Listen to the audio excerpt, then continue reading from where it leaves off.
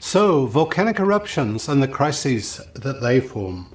We'll look at 6 key issues are listed here as the objectives for the module. The characteristics of crises at volcanoes and their comparison to other hazards, the difficult eruptions, the types of eruptions that cause loss of sleep. We'll talk about the uncertainty as a volcanic eruption unwinds, as it builds. We'll talk about how to acquire data to understand that process and to react. Some quick examples of the different hazards associated with volcanoes, and finally a section that deals with issuing of warnings and the response from us as responding agencies, the response from the public. So, starting off with the key characteristics, again, it's very, very useful to see them in the context of other types of large hazard events. And so I'll give over a slide to each of these contrasts. The contrast in terms of the duration of the hazard, its lifespan, its longevity, the contrast in terms of the footprint that it leaves behind, and then the lead time, the warning time that we have to react. So, starting with durations. This is a slide we saw previously in Module 12. Notice that the 3 red bands here stretch across the diagram. The warning sign can be of years to even decades in duration. The event itself, like Kilauea at the present day, can last decades as well. So what are the consequences of this by comparison to tsunamis, earthquakes, and floods? In particular, for individuals, it's the stress, the high demand on your time, the constant stress, which requires specific strategies to take individuals out of the firing line and give them a chance to recover, and then how to cope with a disaster where there may be no financial assistance immediately, simply because there has been no declaration of emergency. And the bottom diagram here from Mount St. Helens just shows the impact of the media on the responders. Volcanoes, fortunately for us, are very, very localized.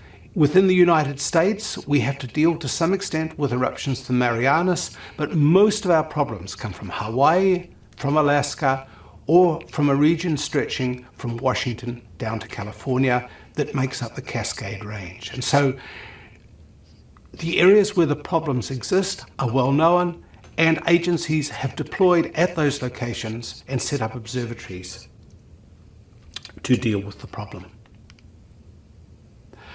The impacts, however, are much, much wider than the locations themselves. This is just simply the map of the ashfall distribution, and purely south of the border, purely within the United States, from the great May 18, 1980 eruption. It crosses many, many state borders. It involves many different agencies, all having to respond and to interface one with each other. So, of course, the implications are that when many agencies and many jurisdictions are involved, decision-making is difficult. You need coordination, you need long-term working relationships in this context established long before the event itself plays out.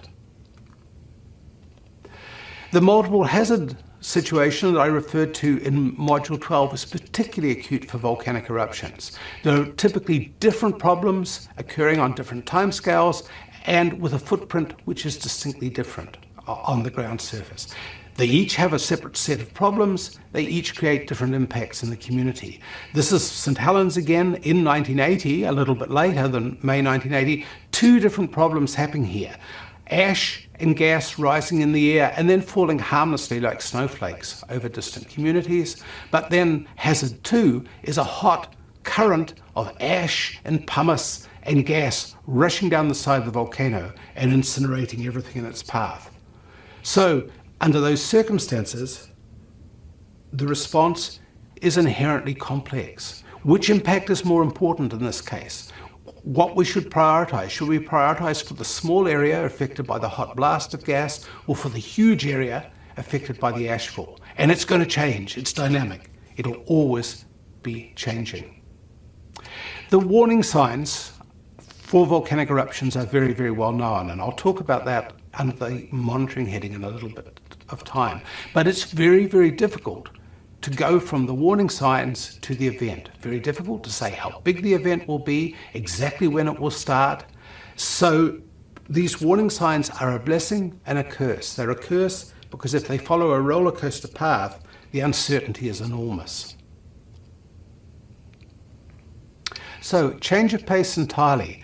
Let me just single out 3 situations which we and you find very, very difficult to deal with in the context of eruptions. The first is that eruptions can occur with very little warning. The lead-in time can be very, very short. That's typical if something triggers an eruption outside of the volcano itself. There's 2 things here which I'll show you on video which demonstrate this. The first one is if the front of a lava flow should collapse and fall down the side of the volcano, creating a hot avalanche of rock and gas. And here's a beautiful example from Montserrat in Martinique, where you see the front of the lava flow literally fall apart before our eyes. That hot rock and the gas that was trapped within it then cascades down the side of the volcano, and you see it running down the valley and ultimately out into an inhabited region. So something triggered by simply the inability of the rock to stand up under gravity becomes very, very serious. And you can see now that the impact is extending out into the neighboring communities. They were very, very lucky, in fact, here that it stopped flowing before it actually reached the community, and it didn't reach the individual and the fire engine that you saw before. Okay, another example is much nearer to home for us. This is where running lava intercepts seawater or lake water, sometimes even river water. That's inherently very, very difficult to predict what should be going on. In Hawaii, we had in 2008 spectacular examples of lava flow entering the ocean, boiling water. This footage, as you can see, is being shot with a telephoto lens, and it's also involving a helicopter in some of the background noise. Series of explosions taking place here seemingly randomly and effectively with no mechanism where the scientists can advise the emergency managers that the problem is escalating or the problem is declining. So this is one set of problems which we would prefer inherently not to have to deal with. Sometimes we have very, very little warning time. A very spectacular eruption in Alaska in 1989 to 1990 had less than a day of warning time. Less than a day before the volcano went into powerful explosive activity, multiple eruptions, which severely affected oil operations. The Drift River Oil Terminal is a storage area for oil from a large part of the Gulf of Alaska. And even more seriously, a Boeing 747 aircraft had complete engine failure and went into an uncontrolled descent and underwent $80 million of damage. So problems that are hard to deal with. Third problem that's hard to deal with in many ways is a scenario where warning signs continue and we never build to an eruption. There's been a crisis in the Long Valley area in California, centered in the area of the Mammoth Ski Resort, which has gone on now for close to 40 years. There's been earthquakes up to magnitude 6 in the area. The ground surface has swollen up to 3 feet. People have died, trees have died because CO2 gas is being pumped out from the volcano. And yet, so far, no eruption. Very, very difficult to encompass in any way. Sometimes, and this may well be the case at Long Valley, these warning signs simply decay away. There was a famous crisis in the Caribbean on an island of Guadeloupe in 1976. It was a swarm of earthquakes which never triggered a powerful eruption, but which culminated in something like 1,300 earthquakes in a single morning, felt earthquakes in a single morning. As a result, the civil authorities, the French authorities, evacuated 72,000 people, and then were heavily criticized when a volcanic eruption didn't ensue. Was this justified? Was it justified to move the people out? My personal belief is it is, that it was. The stress levels were so high, this was the only practical solution, but it had a high dollar cost without significant damage to the community. The emerging crises that we talked about before, and which I will just rapidly show here, is a big issue. We saw this graphic in Module 12, the notion that there's going to be a window to make decisions when things start to escalate rapidly, but from that point on, it could build to a powerful eruption, it could die away. Any of those options are possible. I showed a graphic like this in Module 12 without giving examples, but now you see examples. You see the eruption of Redoubt in 89-90, which moved very rapidly to a crisis. The eruption of Mount Pinatubo was about the perfect eruption, the ideal storm in eruption terms. It gave just the right amount of warning. But then you have all the other alternatives involving long time delays and maybe no crisis whatsoever. So how do we deal with this?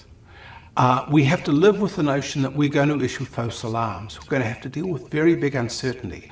And so uncertainty is reduced by monitoring the health of the volcano. The volcano can be treated like a patient. There's a series of different diagnostic tools which can be applied, and typically the best result is where 3 tools are applied simultaneously. So monitoring is used to forecast when and where the eruption will be. It's not so easy to use monitoring to know how big the eruption will be. There are other ways in which we do that. Monitoring itself has a background level and a crisis level. It's necessary to have a background level simply to know when a problem has become non-linear, when it's become a major event. We need a crisis level of monitoring simply because we need to deploy a lot more equipment with a much higher cost at a time when we critically need results. So these two levels of monitoring sit side by side. A volcano observatory will have background monitoring of all its volcanoes going on 24/7.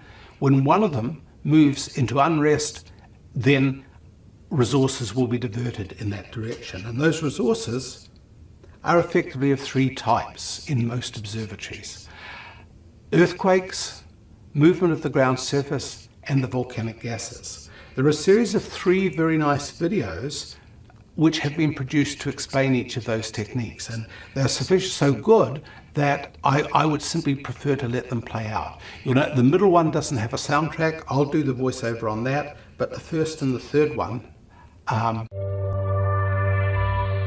Most earthquakes associated with young volcanoes are related to volcanic processes and may indicate that a quiet volcano is becoming active. Although large eruptions are often preceded by several significant earthquakes and many small rock-breaking quakes, there is also a continuous release of seismic energy associated with the underground movement of magma. Volcanic tremor is a seismic vibration caused by the pulsing of pressurized magma and gas. The seismogram is of longer duration and more continuous than rock-breaking earthquakes of the same amplitude.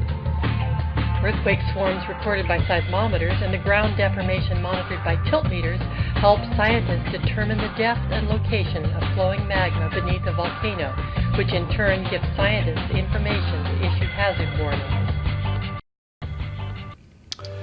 Hand in hand with seismicity are studies of the ground motion associated with accommodating the movement of molten rock to the surface. Something has to go, something has to move to let that new material enter, and this can be monitored particularly in the 21st century with satellite technology, using the same GPS technology that we use to track our own movements as well. So for some reason this movie was never made with a soundtrack, but what it shows is the small earthquakes taking place beneath the surface as molten rock is moving to the surface, the orange to brown colored material. Satellites are constantly recording the position of GPS stations on the rim of the volcano, and in particular observing whether the crater on the volcano is expanding or contracting and whether it's rising or falling. And so as the distance between the stations increase, molten rock is coming to the surface, moving to the surface, and potentially an eruption will start. Conversely, if the stations crack, then we have a situation where the volcanic eruption is likely coming to an end. So our third monitoring technique, hand in hand with the other two, is the behavior of volcanic gas. As magma comes to the surface, it escapes from the gas associated with it, and the gas rises as an envelope. The gas and its arrival at the surface is often the first warning sign we have of an eruption proceeding. Monitoring volcanic gases is very exciting, especially at the very precursory phase of unrest.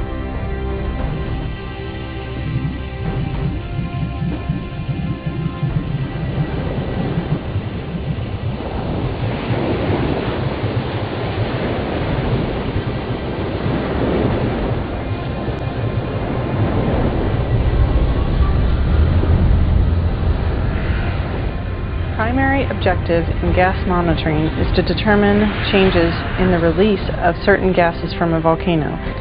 Such changes can be used with other monitoring information to provide eruption warnings and to improve our understanding of how volcanoes work.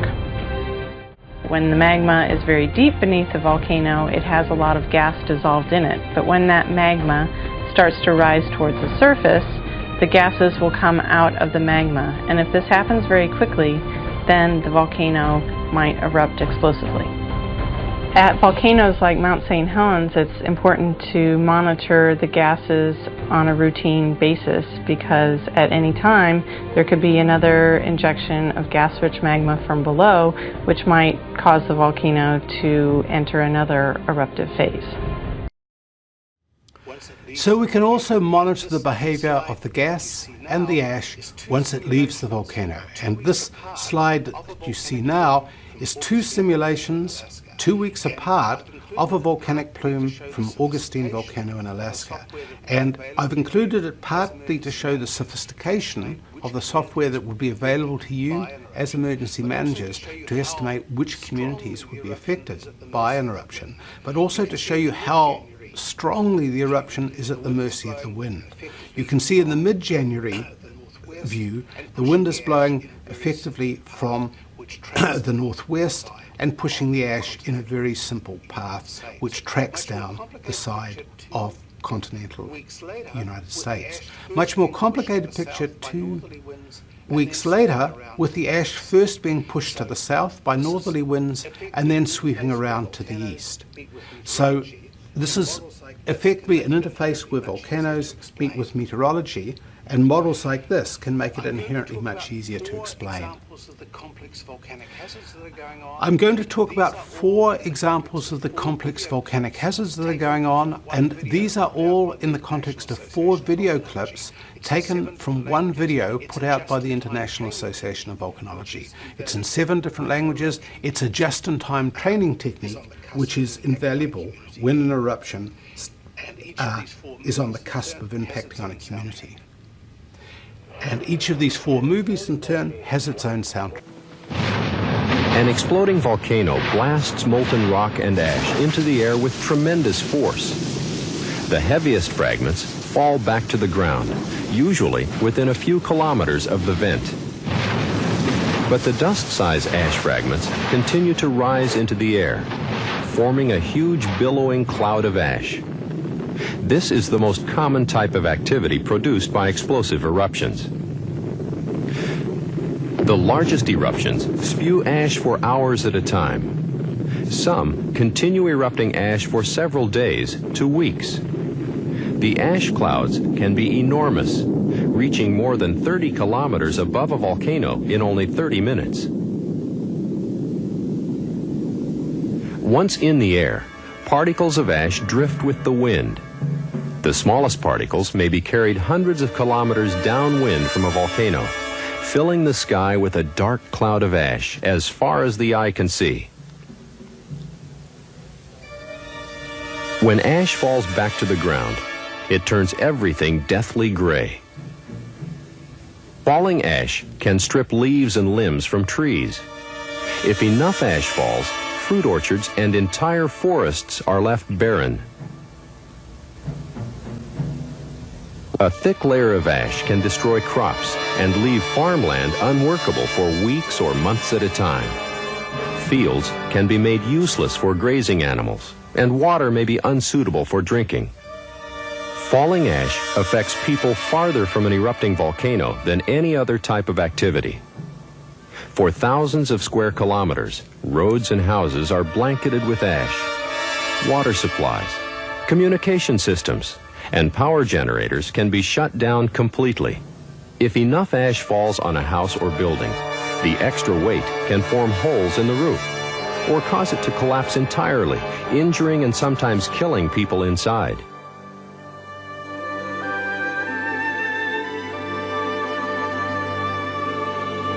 Falling ash destroyed the roof of this church during a recent eruption of El Chichon volcano in Mexico. Ash also makes driving difficult by creating a choking cloud that makes it impossible for drivers to see where they're going. Falling ash usually creates a very dense haze, sometimes turning day into night and creating a darkness that light can't penetrate. It's an eerie darkness and will last for as long as the ash falls. For some people, ash makes breathing strenuous, and it irritates their eyes. In an attempt to filter the abrasive ash, people make dust masks from a variety of materials. Ash is also very dangerous to aircraft. It severely abrades windows, wings, and especially engines. If a jet flies into an ash plume, its engines can stop completely. In the past 10 years, many planes have encountered ash, and 3 jumbo jets nearly crashed when they temporarily lost power because of the ash. Falling ash is not nearly as life-threatening as some of the other types of volcanic activity, but it can severely disrupt our lives for long periods. Our second video deals with perhaps the most dangerous of hazards. These are phenomena called ash flows in the movies, more often nowadays referred to as pyroclastic density currents. In addition to clouds of ash that rise above a volcano, some explosive eruptions produce avalanches of hot ash, rock, and gas that move at high speeds down the slopes of a volcano. Ash flows are the most destructive type of volcanic activity. They are extremely hot and can move across the ground as fast as several hundred kilometers per hour. Ash flows knock down and burn everything in their paths. Few living things can survive an ash flow. The eruption of Mount St. Helens in 1980 generated an extremely large ash flow that completely devastated an area of 600 square kilometers.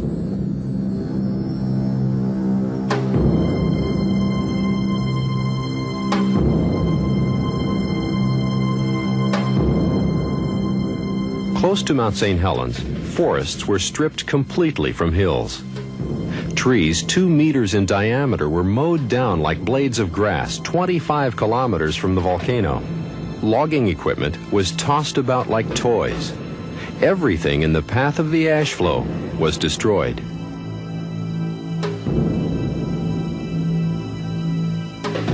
Cars not mangled by the ash flow were buried with rock debris.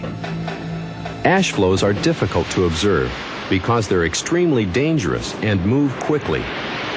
An ash flow cannot be outrun. As an ash flow moves down the side of a volcano, it usually pours into canyons and river valleys. But at the bottom of the volcano, it can spread out across the land into populated areas. An ash flow swept down this Mexican volcano, El Chichon, and into the village of San Francisco Leon in 1982. Everything but the foundation of the church was swept away. One of the most destructive ash flows this century swept through the city of St. Pierre, only 7 kilometers from Mount Pelée volcano. The city was completely destroyed. 29,000 people died. The ash flows knocked down buildings and homes, and the hot ash started fires that burned through the city for hours. Pictures of St. Pierre before and after the eruption show its complete destruction. The theater.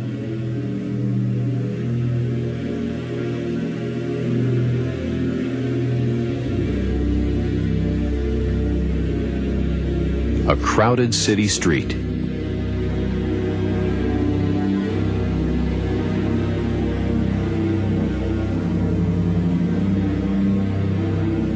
Only 2 men survived, and even they were badly burned.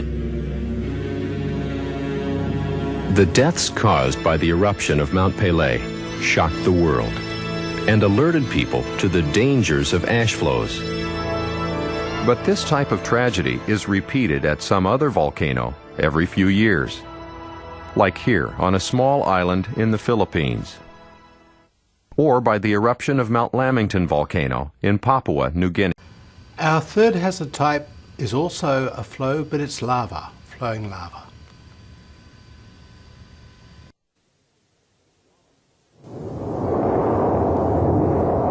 Lava flows are formed by molten rock that erupts in fountains like these, or pours across the ground from a vent.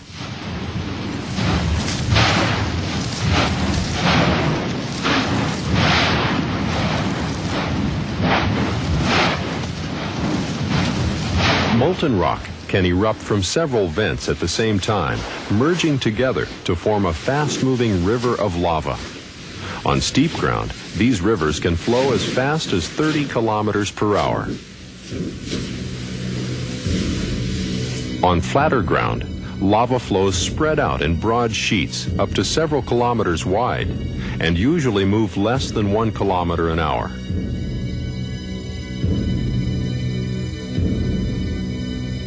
Most lava flows move slowly enough for people and animals to move out of the way.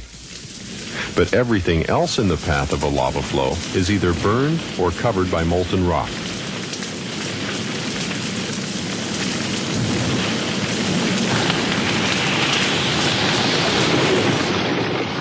Even thin lava flows like this can destroy houses and roads. Farmland covered by lava cannot be used again for many years. Some lava flows move slowly, less than 1 kilometer an hour, sometimes less than 1 kilometer in a day. The edges of such lava flows can tower 30 meters high. The leading edges of these flows consist of hot rocks that roll down their steep fronts. People are not in danger from sluggish lava flows like these, as long as they keep a safe distance from the leading edge. But buildings don't stand a chance in the face of an advancing lava flow.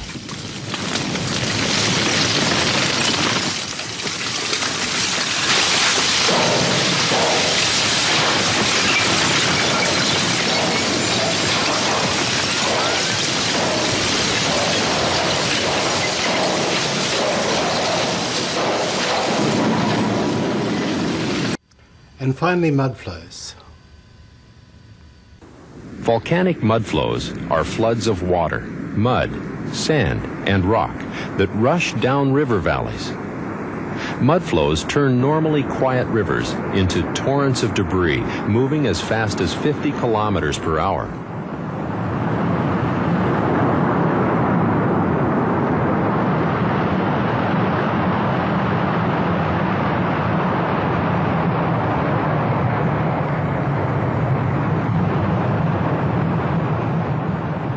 Since mud flows contain so much mud, sand, and rocks, they look like fast-moving rivers of wet concrete.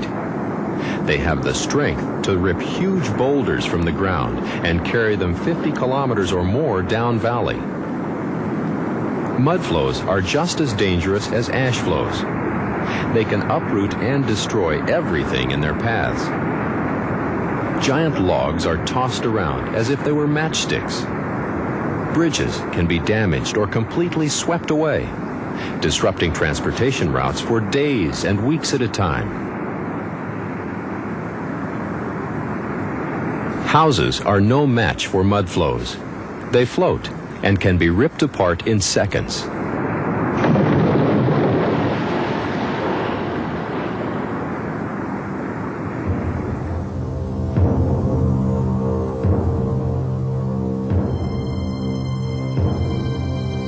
Whatever is not carried away by a mud flow is left buried in mud and sand, sometimes beneath 10 to 30 meters of debris.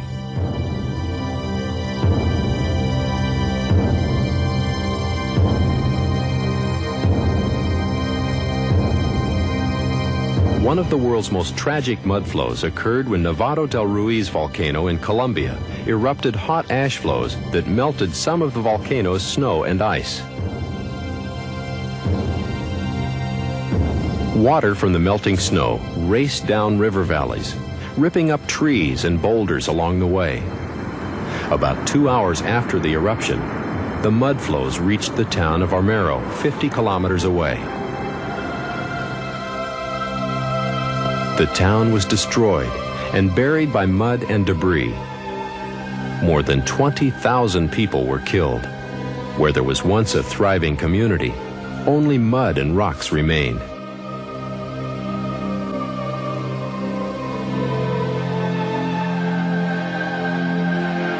Rescue was nearly impossible because the mud was often too deep or too soft to cross. The residents of Armero did not fully understand the destructive potential of volcanic mud flows. They could have walked to higher ground in safety before the mud flow reached their town. It was this tragic misunderstanding that inspired this program. All four of those hazards can reoccur time and time again, and they can all occur together. So how do we respond? How do we deal with this? The last 20% of the module is, in essence, addressing the issues of responding to crises and the warnings associated with it. People behave in wonderful ways, strange ways during eruptions, and a lot of it is due to the fact that how publics see risk is very different to our view of risk. And we can play this out step by step by looking at some of those contrasts. We are objective, they are subjective. We tend to have a constant view. We don't see risk as changing unless the volcano itself changes. To them, it's intensely personal. We can be quantitative. We can use an equation. We can say the risk is 5% higher than yesterday. Their perspective is always a qualitative one. Ours uses the equation of how big the problem is, how vulnerable we are. They take social context and their perceptions and use that to define risk. So it's not surprising that we can use probabilities to make decisions as emergency managers, as science advisors to emergency managers.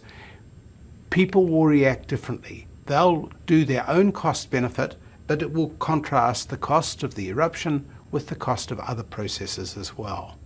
Frequently, we find that problems with perception of risk come about because of things like lack of personal experience. If it's been a long time since the last eruption, if the Kona coast, for example, of Hawaii has not seen a lava flow since 1950, people have very little to tie their evaluation of risk to.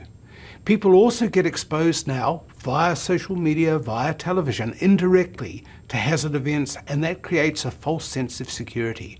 Seeing something on television is no substitute, basically, for being on the ground. Often people assume they will have more time to react than they actually do. It's a very, very common phenomenon.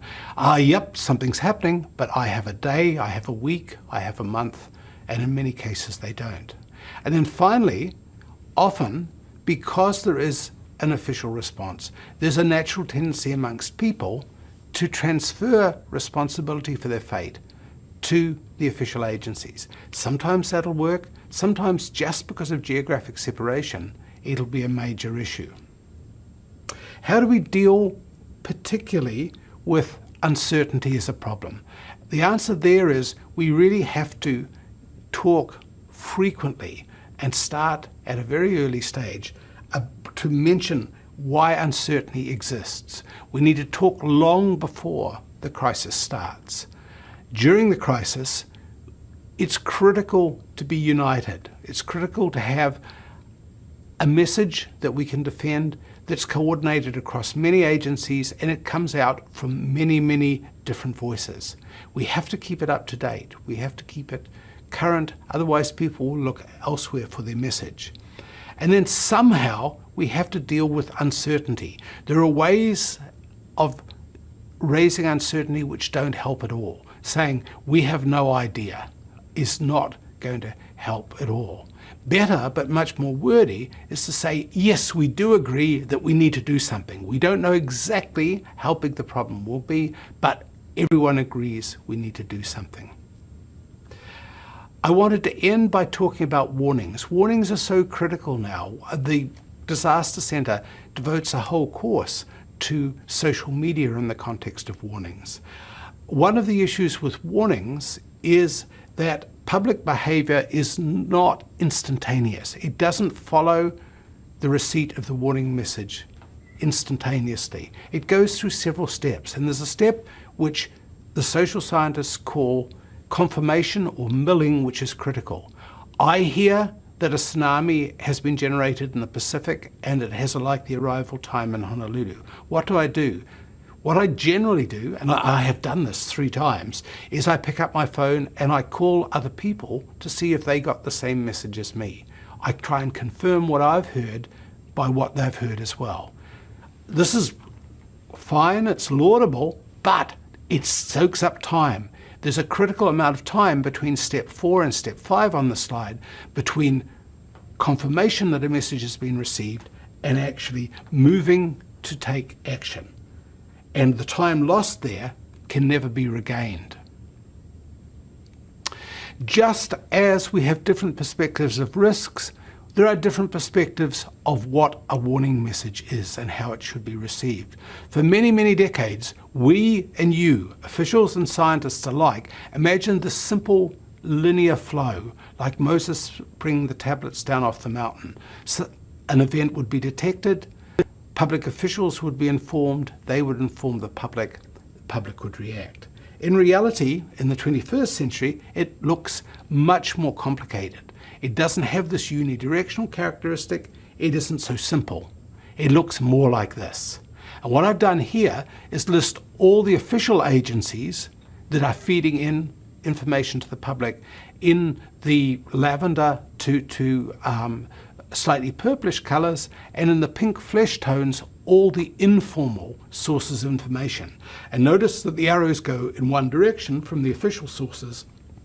In the context of many of the media available to the public informally, it's a two-way process, and exchanges with friends, with cell phone, via social media are all going to be two-way.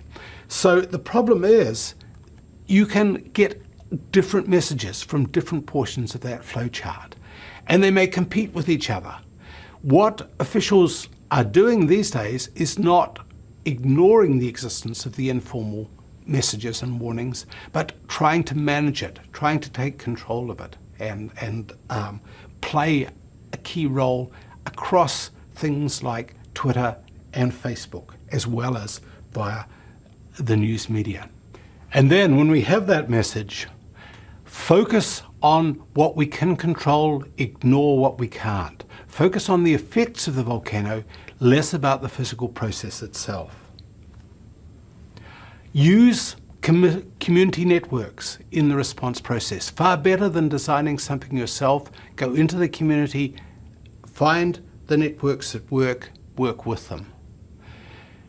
It's very, very critical that the emergency managers and scientists who come into the community are credible. And credibility will only come if you build strong, positive working relationships into the community well in advance. So all of these things are the things that we do in the long term while we're waiting for a problem to develop. Once the problem is upon us, then it's all really about warnings, and really only 2 things to say, to reiterate.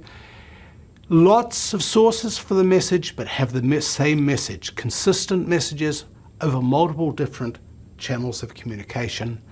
And by all means, incorporate in mechanisms like social media, Twitter, Facebook, cell phone communications, in addition to the traditional formal warning messages. Get the same story out from both, and then really most of the battle has been won.